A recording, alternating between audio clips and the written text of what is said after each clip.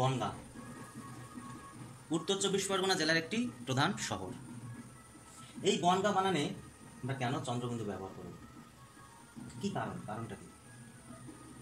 কারণটা হলো, কোনো শব্দ থেকে যদি এই পাঁচটা বর্ণের যে কোনো একটি বর্ণ বাদ যায়, ঙ, ইয়, মূর্ধন্য, দন্তন্য, ম, এই পাঁচটা বর্ণের যে কোনো একটি বর্ণ যদি বাদ যায়, তখন সেই নাসিক্য বর্ণের পরিবর্তে একটা চন্দ্রবিন্দু হয়।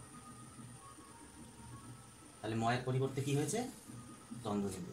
ইংরেজিতে যদি আমরা এই বানানটা লিখি, তখন এই চন্দ্রবিন্দুর পরিবর্তে আমরা এন ব্যবহার করব। কি বললাম? এই এনটা চন্দ্রবিন্দু এবং মূর্ধন্য কিংবা দন্তন্যকে নির্দেশ করে। বনগাঁও, বনগ্রাম, তার থেকে বনগাঁ।